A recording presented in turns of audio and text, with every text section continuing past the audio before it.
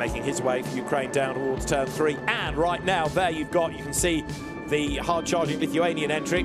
Amantis Navikauskas for Lithuania ahead of Pio Venetti in the Puerto Rican Ferrari. 8 and 9 these two, 0.3 of a second. Esu Eimantas Navikauskas, atstovausiu GT Sprint discipliną FIA žaidynėse Valencijai.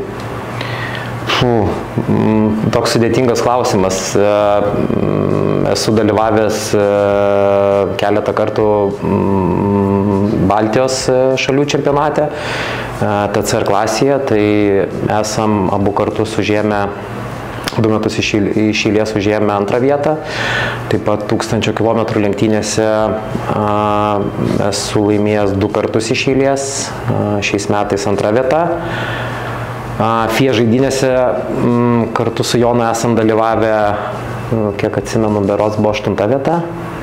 Tai jau pats pavadinimas GT Sprint, tai lenktynės bus trumpos, greitos labai. Tai prieš 2 metus FIA žaidynėse dalyvau GT Cup disciplinoje, kurioje buvo 2 vairuotojai ir buvo apribojimas licenzijų. Tai vadinasi, negali dalyvauti auksinės ar platininės licenzijas turintys vairuotojai, kurie dažniausiai yra gamykliniai vairuotojai. Šitoj GT Sprint disciplinoje nėra jokio apribojimo ir dalyvauja jau patys greičiausi GT klasės vairuotojai. Tai šį sezoną daugiausia gal turėjau treniruočių, tai kaip ir viskas neblogai, bet vėlgi treniruočių negali lyginti su varžybom, nes tai yra visiškai skirtingas dalykas. Tu treniruotėse nevažiuoji maksimum, nerizikuoji maksimum. Tai va, varžybų turėjau 1000 km lenktynės tik tai ir dabar va ką tik grįžom iš Barcelonos 24 valandų.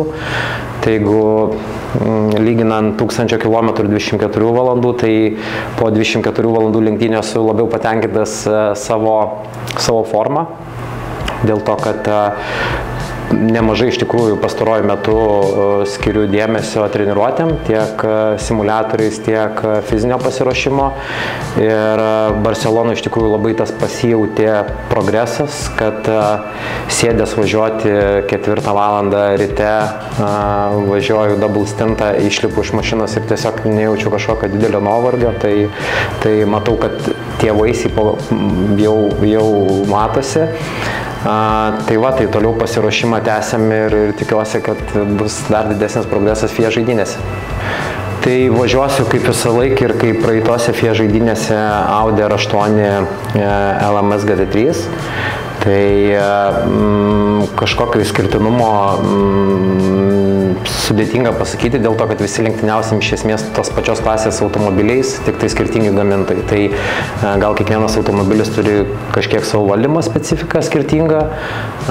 Tarkim, ten Mercedesas, Audi, jie šiek tiek skirtingi yra. Tai Audi, mano nuomonė, yra toks aštresnis automobilis negu Mercedesas, tai ir jį šiek tiek sunkiau gal yra valdyti. Mano kategorijai tai turbūt nežinau, jeigu būčiau top 10, tai turbūt būtų labai gerai, nes reikia suprasti, kad dauguma vairuotojų turbūt bus gamykliniai vairuotojai, tai gali būti, kad aš vienintelis būsiu su bronzinė licenzija toj kategorijai. Tai iš tikrųjų tai viskas priklausys nuo line-upo, kas dalyvaus. Ir jeigu dalyvaus toks pats line-upas, kas buvo ir praeitose FIA žaidynėse, tai aš manau, kad ne paskutiniam būtų visai geras rezultatas.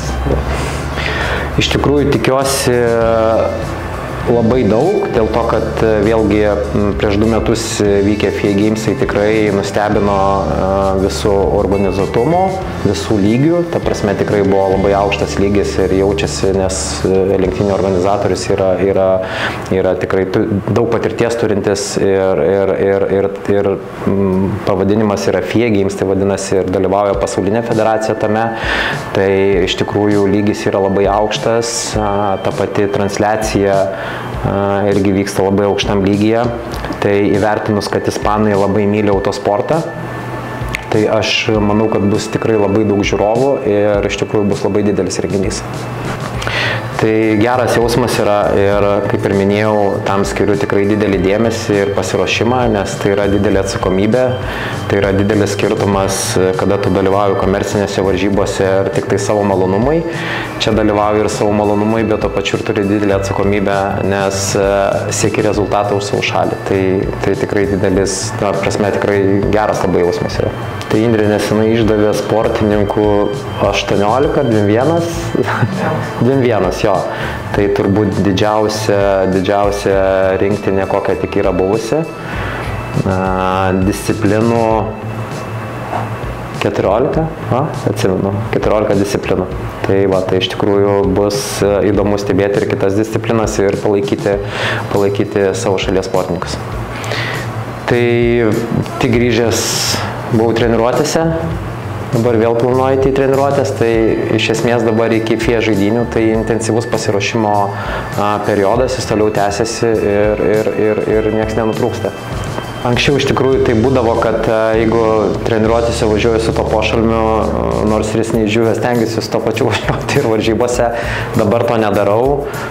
Jonas kažkada buvo pasakęs tokį triuką, kad jis nesikerpa, nesiskuta barzdos tą savaitę, kada irgi buvau tą daręs, bet tada ne kaip atrodai, tai tiesiog stengiuosi gal daugiau vis tiek koncentruotis į tai, ką reikia padaryti, o ne į kažkokius išorinius dalykus, nes kai pradedi galvoti apie kažkokius išorinius dalykus, aš manau, kad kenčia tada rezultatas ir susikoncentravimas būtent tom varžybom.